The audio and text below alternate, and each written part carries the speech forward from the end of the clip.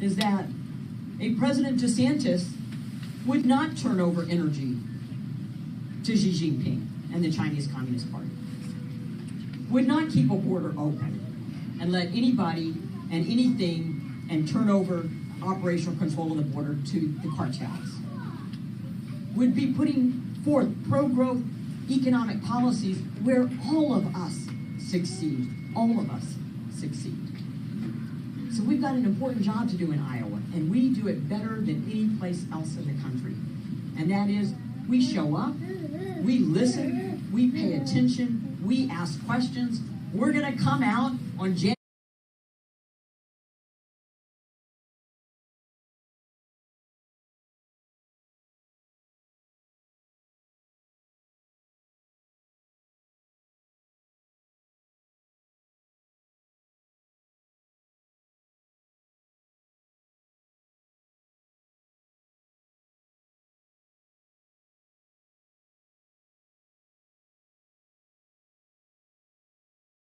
Complete today. We have Mama and we have the kids along with the governor. So it's my distinct pleasure to introduce to you the very classy First Lady of Florida, DeSantis.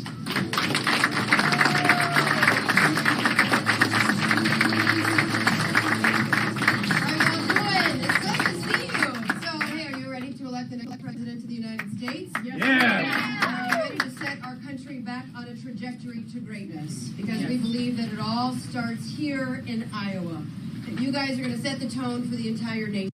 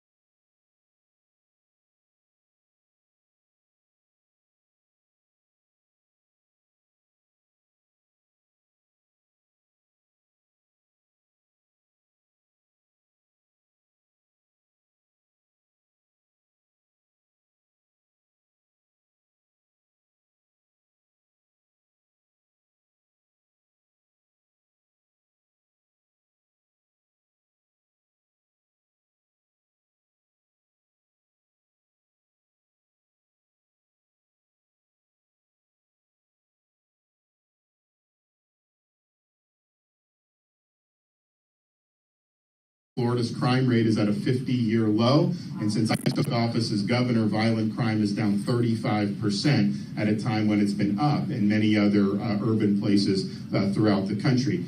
We have eliminated things like ESG, this environment social governance movement, which is basically trying to take corporations and having them impose a leftist agenda on society. You didn't vote for any of these people. You can't vote them out of their positions, and yet they want to change society. They want to change policy, and they use things like pension funds and other things. So we kneecap that. We got it out of our pension fund. You know, this asset manager, BlackRock, that's really leading the charge on this. They were managing $2 billion in Florida. We took the $2 billion away from BlackRock because we don't want our stuff to be manipulated. We ban things like social credit scores. We don't let the rating agencies use ESG when they're rating state and municipal bonds. And because Florida is such a big state, that's had a big impact nationwide in terms of this movement. But here's the thing. You know, my job is to protect your freedom. And yes, that means vis-a-vis government, of course. You know, you got to keep government in bounds. You got to hold government accountable if it gets out of bounds. But if these companies are colluding to erode freedom, you can't just put your head in the sand and act like that's all hunky-dory. You've got to be willing to stand up and combat that as well. So we've been able to do that in a really, really big way. We've also eliminated this so-called DE&I from our public university system. You know, they say it's diversity, equity, and inclusion, but it's really ideology, and the way it's practiced is discrimination, exclusion, and indoctrination. And that has no place in our public institutions with your tax dollars. We've also done things with higher education to say, especially on these state universities, if you're funding it with tax dollars, they should not be indoctrination centers. They should be focusing on the classical mission of a university, the pursuit of truth, preparing the students to be citizens of this republic. So in Florida, we now have all tenured professors must undergo review every 5 years and can be let go for poor performance.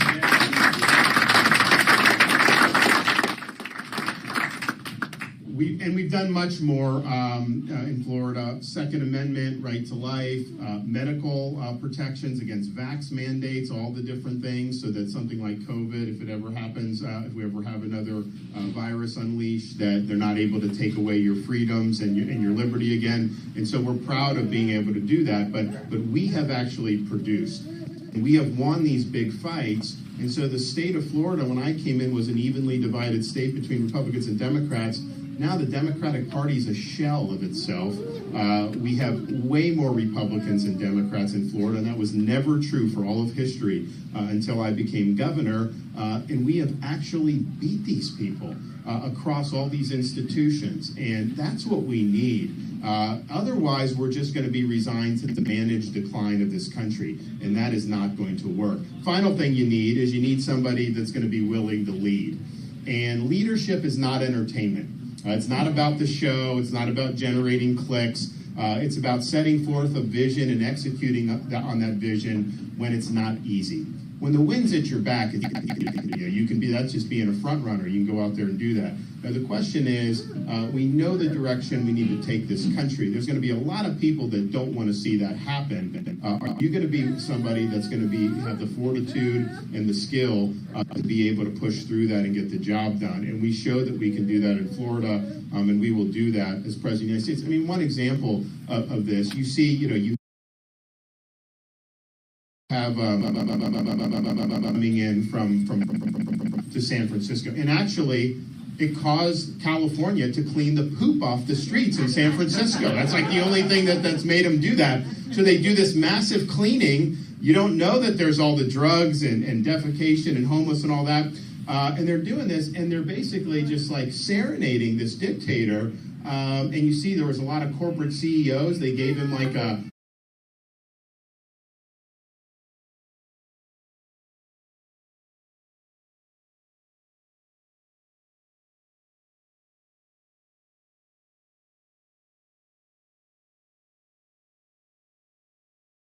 their ambitions to dominate this planet, and yet When you take positions, though, it upsets some of the business guys, Wall Street. They don't necessarily like it. In Florida, we said we got to protect our people, so we banned China from buying land in the state of Florida. They don't get farmland. We eliminated them from our universities, things like these Confucius institutes. And look, there's some people that don't like that, but we got to focus on what's in the best interest of the American people, and we've got to do what's right. Another issue that we're seeing now with what's going on in Israel, and you see all this stuff on these college campuses, and a lot of this stuff, MIT reported, a lot of these pro-Hamas demonstrators are being led by students on foreign visas who aren't even Americans. Well, I can tell you this as president, if you're here on a foreign student visa and you're making common cause with Hamas, I'm canceling your visa and I'm sending you home. We got to stop being politically correct about this. And it also raises the issue of, who's coming into this country and who's not. Yes, obviously the illegal, and I'll talk about that in a minute, but just because it's legal doesn't necessarily mean that's in our interest either. I think Europe has let in a lot of people who reject those countries' values and are not assimilating into those societies. And I think that's one of the reasons why you have all these nasty protests there and these mobs on the street. So my view in the United States is no foreigner has a right to come here. It's a privilege to be able to come here. And the people that come, you got to support the founding ideals of this country, and you have to be willing to assimilate into this country. And if you're not willing to do that, you should not be let into this country. And we've got to start doing what's best for the American people. So that's what you got to do. You got to fight for people, you got to win for us, and you got to lead this country's comeback. What I'll be able to say, and you also need a president that can serve 2 terms. It's really, really important because none of this stuff is going to stick unless you're able to go do it over a 2-term period. And so I'll be able to do that. And so one of the things I think about is I can sit there and tell you, what I'm going to do, but I'd rather think about, okay, once I do 2 terms and I'm getting ready to leave in January of 2033, what am I going to be able to tell you we've actually done? I give a farewell address, so what am I going to be able to tell you that we've accomplished as Americans? We'll be able to say a few things that are very important. One, we'll be able to say that we restored the American dream in this country. That people that work hard, get the most out of their God-given ability, can get ahead again. You're not going to be held back with rising inflation, interest rates, Bidenomics, bureaucracy. Will have opened up our energy for production so that we look at gas prices and lower energy costs. We will have gotten the bureaucracy off the back. We will have fought Congress spending so much money, which has driven the inflation in the first place. Hopefully, we'll have been able to work with the states to enact term limits for members of Congress and a balanced budget amendment to the Constitution, because we need that. But it'll be a new day, and people will have more opportunity than previous generations. Second, we're going to be able to say we restored the sovereignty of this country. Mexican drug cartels controlling our southern border. You're not going to have people pouring in illegally. We're not going to have fentanyl pouring in. We will have constructed a border wall.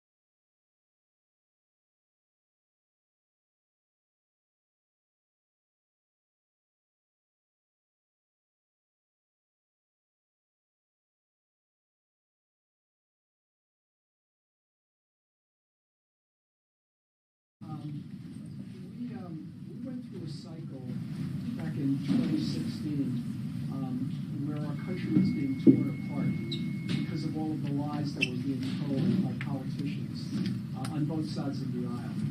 So, Casey spoke a little bit about you being armed with trust, and you used the word trust a couple of times when you just spoke to us. What will you do to restore trust in our political system so that we don't have to be always questioning, are they really lying to us? Because we know politicians have a First Amendment right to lie to us. It's going to be done through producing results. It's going to be tangible things that you can see and that you can say, this is being done.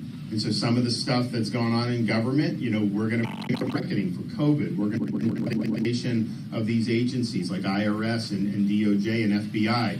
So you're going to see tangible results. And so in Florida, I basically just stood and told the truth. I said what I believe, but I was, relentlessly attacked. Media was always attacking me, all this other stuff. And yet we win this big victory, even in spite of all that nonsense. And I think it's because people saw with their own eyes the results, and they saw what was being done. So I think so much of politics has devolved in that because it's all like empty calories. Like so much of the stuff that's done and put out it doesn't even matter. It's not leading to anything that's bettering the lives of the American people, and that's ultimately what it is. So you just got to have your compass sent to true north every single day. There's going to be a lot of people who are going to try to take you off course. They're going to focus on things that don't matter. They're going to want to muddy the waters. And no matter what somebody says in the media or a pundit, north is still north. And you got to always have your compass set on that destination. And so I've shown an ability to do that, to not let all this other stuff impact our ability to lead, and that's what we'll do. But I think the trust comes from delivering results. And so in Florida, people saw me doing that, so they knew if I came out and said something, they knew I would follow through on it. It wasn't even a question at that point. Yes? Casey mentioned earlier how you, in the mornings during COVID, had to armor up to leave the house. I can't imagine what that was like. I'm curious to know from you what was the source, the core strength that helped you do that and that you believed in to carry your through.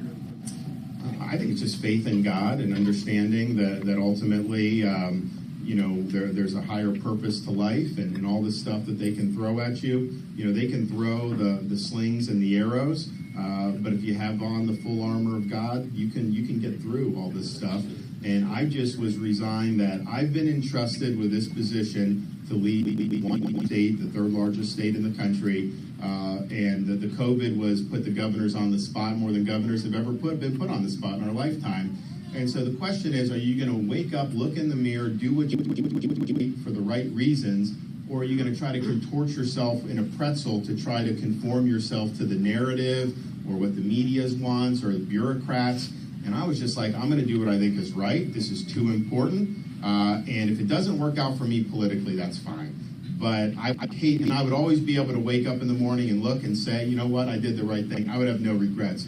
But if I trimmed my sails and I did things that I didn't really believe in because I was worried about much and I wanted to take the pressure off me, I would never have been able to look in the mirror and be happy, because it's just you only get one shot at this and you got to do what's right. So my philosophy has always been do what you think is right, let the chips fall where they may. There's a lot of things you can't control in this world, but what you can control is, are you working your heart out to be able to deliver results for people, and are you doing what you think is right for the right reason? And that's what we did.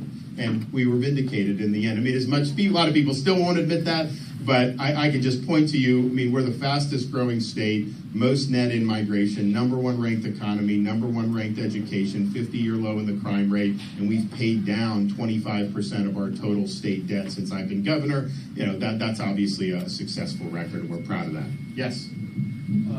Actually, we got to steal a question from the gentleman next to me. He wanted to know what your favorite ice cream flavor is. And then my question, you see a lot of folks on the left and the right throw around this term fascism, kind of loosey-goosey. It's kind of loosey-goosey. So I was hoping you could maybe shed some light on that. You know, how do you define that? What are you looking for? What are you going to do about that? Because I think people are rightly concerned about that. Right. Well, look, in terms of the ice cream, I mean, it's fun. I'll tell you what, there's good ice cream here. I mean, it's really, really good. Probably I would do cookies and cream would probably be my favorite. But, you know, our kids, they like whatever looks the best. So we actually got them ice cream last night. We did the Family Leader Forum in Des Moines. And, you know, they got like the purple whatever with the marshmallow, like that's what they love, right? So we did that and it's fun. Look, when they use these terms, to me, when they call you these names, that just means you're winning. Because this is ridiculous that like, you know, people would lodge some of this stuff at me or other Republic or whoever you do. So if they can beat you on the substance, they will beat you on the substance. And they will argue why what you're doing is not right. But usually I feel if they just try to start calling you names, you know, that's the equivalent. You know, they say that if you're doing a trial and you're an attorney, you know, if the facts are on your side, hammer the facts. If the law's on your side, hammer the law. If neither are on your side, just pound the table. Well, to me, that's the political equivalent of the table. And you get a lot of rhetoric. The media amplifies a lot of this rhetoric with false narratives. I mean, I just thought about, I don't know if you guys saw, Major League Baseball said it's going to bring the All-Star game to Atlanta in, I think, 2025. And the reason why that's noteworthy is because Major League Baseball was supposed to have the All-Star game in Atlanta a couple years ago. And then what happened was Georgia did, because, you know, Georgia's election in 2020, you know, there was how that was done. A lot of people were like, well, wait a minute, this is not the way elections should be done. So there was a movement to fix some of this stuff. And so they passed a bill to reform, to make it more transparent. And it was just a good bill. And so the Governor Kemp signed it. And the media, the left, they created a panic about this. They were equating that to Jim Crow laws, which were basically not allowing people to vote based on race. And corporate America got involved in this. Coca-Cola, Delta, all these companies condemning the law without even really reading it, buying into these narratives. And so Major League Baseball actually moved from Atlanta to Colorado over this. Well, it turns out they've now done some elections, primaries and general elections, and they've had like record turnout from people of all different races and backgrounds. So it was a total sham. It was a total hoax. But yet, people were being equated, you know, to being like segregationists. So much of this rhetoric is just totally off the chart. Anytime you hear that, that should be a sign to you that the people lobbing those accusations don't have the facts on their side, and they're resorting to name calling, and they think that somehow is going to be enough to win these political arguments. I think we're done with all that. I think we know how the left operates. I think we know these things as a bunch of hogwash, and so stand for what's right, be right on the issue, speak the truth. Most people at this point, I think, discount the nonsensical rhetoric. So that's just what I would say about it. Yes, sir. I guess the thing that bothers me the most about what's going on in D.C. right now is the United States is going down a financial toilet, okay? You've got a president right now that keeps sending billions upon billions of dollars to help this country and to help that country and to help this country. When is enough to where we as citizens of the United States start helping our folks? Let's get these homeless people off the streets and out of the woods. Let's get them in homes. When do we say enough is enough to start helping our own folks? When you guys say enough is enough with your votes. I mean, I think that if you look, there was a country was going in the wrong direction in 2022. Most people believe that. Yet a lot of these, almost everyone got returned to office. And there was Republicans should have been able to win a huge number of seats given the direction of the country. And I think part of that is self-inflicted wounds by the Republican Party, for sure. But what you have in D.C. is you have people that do not care about you. They care about their agenda. How else could you allow 8 million plus illegal aliens to come through our own southern border? Now, I support standing with Israel. I think they have every right to defend themselves to the hilt against Hamas. But one of the things I thought of as soon as that happened was they have some of the best border security in the world. And yet you have essentially 20 to 30 9/11s in one day, the size of their population. Well, if Hamas can do that to Israel, you don't think people are coming across our border that mean this country harm? Of course they are. So that's happening, and yet the people in D.C., they just kind of shrug their shoulders. All the higher prices that you're paying, interest rates, all this stuff is because of what people in D.C. did. You know, starting with COVID, March, and it's both parties, by the way, Republicans and Democrats, starting March of 2020, you know, they borrowed, printed, and spent trillions and trillions and trillions of dollars, and it was not the right thing to do. Of course it was going to lead to inflation. You can't just print and print without it leading to inflation. If you could, why not just print 20 trillion or 30? I mean, if that's all you needed to do, then it'd be very easy to create prosperity. So they've dug us into this mess with what they've done. The Federal Reserve as well, which has totally botched this. And so you need somebody to bring leadership to this, to focus everything on the American people and what's best for our country. But left to their own devices, what happens in D.C. Is not what the public wants. D.C. actually has done very well. So I think 5 of the 7 wealthiest counties in our country are suburbs of Washington, D.C. And that's only because of the largesse and everything that's being pushed around there. That's why that's happening. And that's just unacceptable. So you need leadership and you need to get it done. Yes, ma'am.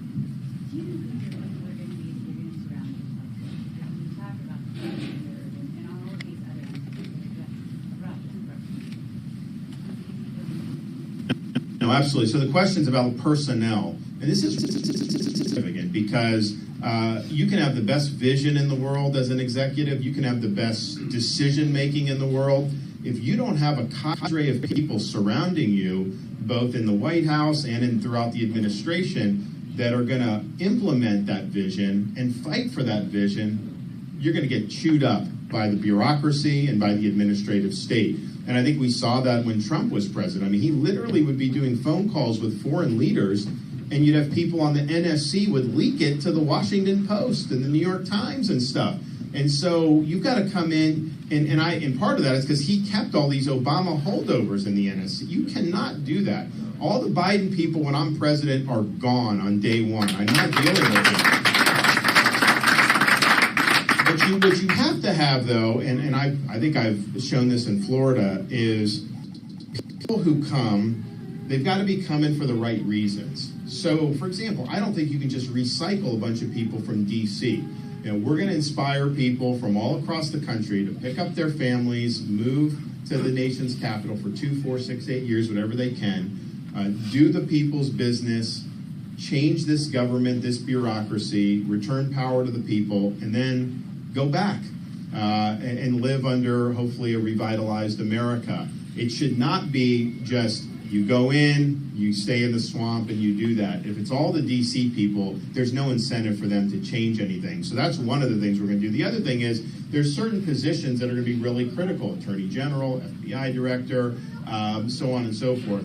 You've got to have people that have backbone, that are going to dig in and know if you're doing the right thing, you are going to be attacked in D.C. The people in Washington are not going to like you. That's just the way it is. If you're somebody that's trying to be liked in Washington, then you're not going to be effective. So, for example, in Florida, my Surgeon General of Florida is a guy named Dr. Joe Latipo, and we brought him in from UCLA during COVID, and he was one of the very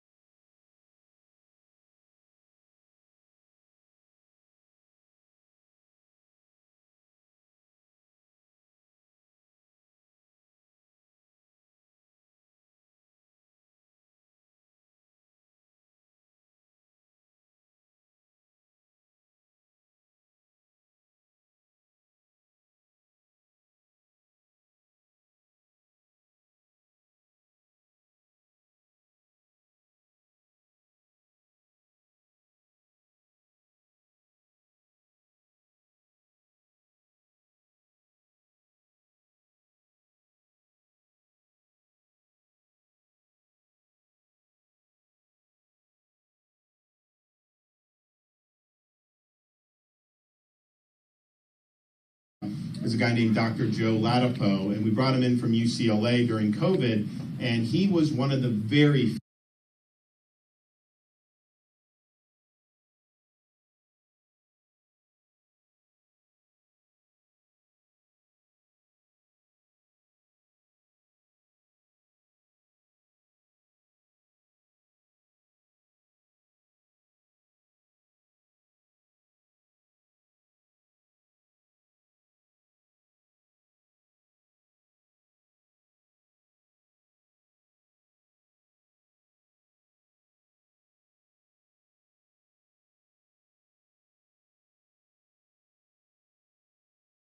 of them didn't even, and one of the things with the 2016 election is they didn't like that Trump won, and so they worked to undo that, and they worked to kneecap him, and that is intolerable. We can't have that. So we'll fix it, but it's not going to be something that's going to be easy. It's going to be something that you've got to dig in, and you can be focused at the task at hand. Yes? One of the things you mentioned was term limits for Congress, and I totally agree, except the lobby seems to control an awful lot of what happens. So that's all part of the swamp, but I think it was a lobby today. So it's a great question. So term limits, I think most people agree with it, but one of the arguments against it was, well, if you do term limits, then the lobbyists are just going to run the show. First of all, I can tell you, the lobbyists already run the show in D.C., so don't tell me it's going to be much different.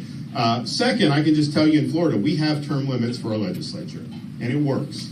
And it's better than having people that are there for 40 years and they accumulate their fiefdoms, and it's more about staying in office than actually delivering results. So, for example, in Florida, you get elected, you can serve 4 two-year terms in the House and 2 4-year terms in the Florida Senate. So you go in, they already identify who's going to be a leadership for that class, so everyone knows who the speaker will be, and you're a speaker for 2 years, or you're the president of the Florida Senate for 2 years. So your incentive, knowing you're going to be leaving office, is to leave a legacy, to get things done, not to just keep yourself in office for another 20 years. So I think the incentives are so much better. I do not think that would cause the lobbyists to have much more power than they already do. But the easiest thing to do to reduce the impact of lobbying is to reduce the size of government. When government gets involved in everything, people are going to hire lobbyists to represent their interests. And if we had a limited government, there'd be much less reason to lobby. People lobby because it's like pigs at the trough. You've got all this money sloshing around. You have Congress picking winners and losers, the bureaucracy picking winners and losers. So, of course, people are going to hire to be able to defend themselves. Yes, sir. 2 things. First off, I want to compliment you on using we a lot more than me or I. Thank you. It shows your focus. You're not worried about personal gratification.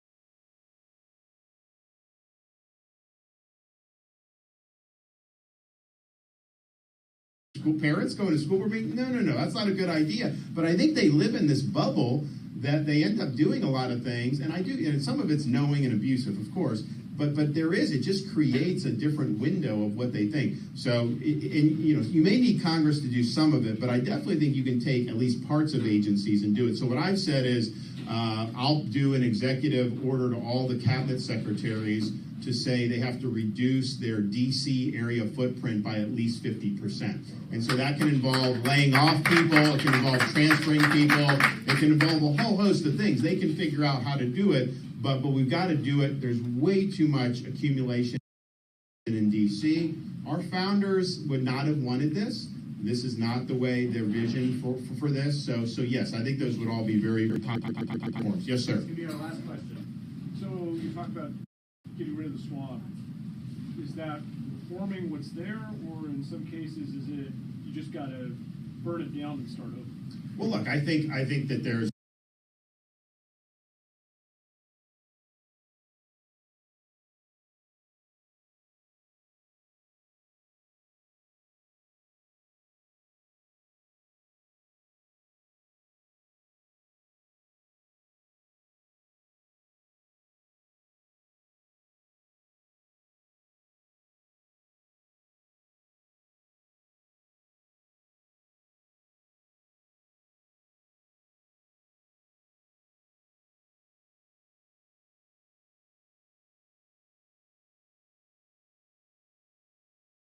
laterally overturn the statutes, not being honest with you. So you need to work with Congress on some of that stuff. And we will do both. You also got to figure out how do you actually get some of this stuff done instead of just posture with it.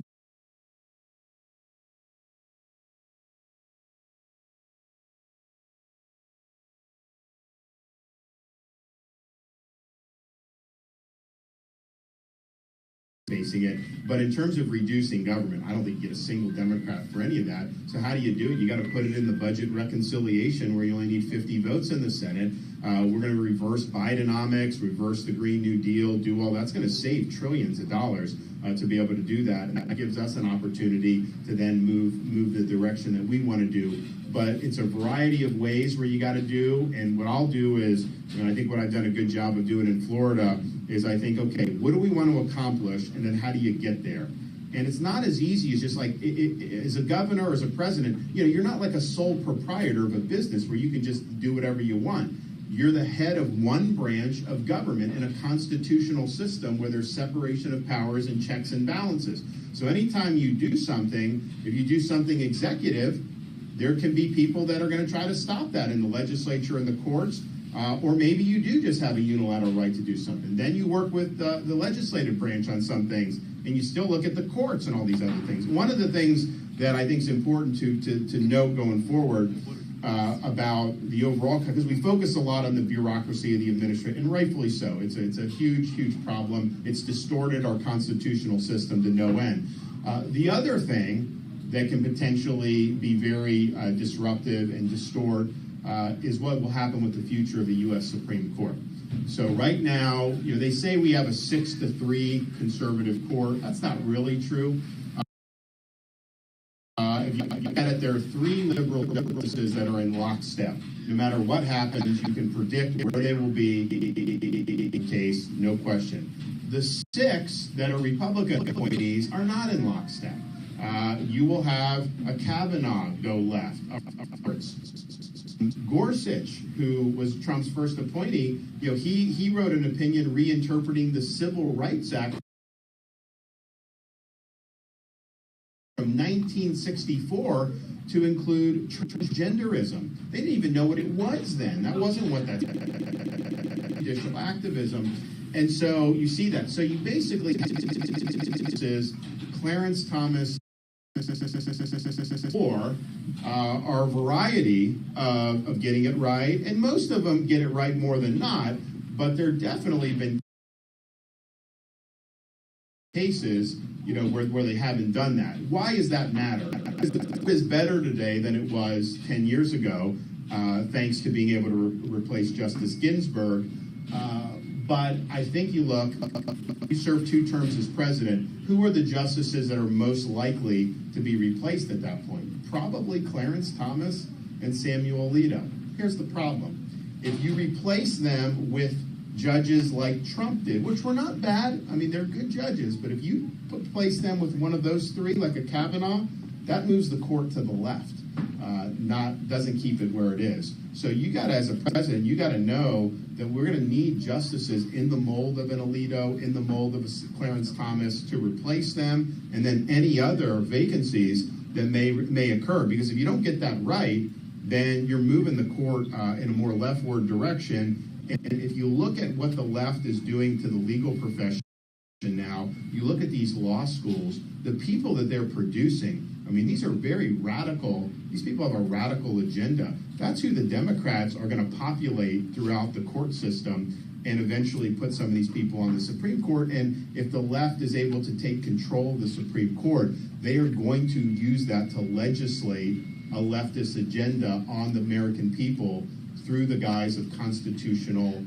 interpretation and law. And it's basically amending the law and amending the Constitution. That's a huge, huge risk for our freedoms. And so if we don't get this election right, and I think I'm the guy that can do it, both win the election, but also do all this stuff, the courts and the administrative state. But if we don't do that, you're going to have freedom under attack by a runaway bureaucracy, which is only going to get worse, and probably a Supreme Court that is going to end up having a functional liberal majority, within the next 4 to 8 years. And so Katie barred the door on your liberty if that was happening. So good news about being an American. You have an ability to make your voice heard. So it starts on January 15th in the Iowa caucus. I'm asking for your support. I think Iowans can really change the course of this country for the better.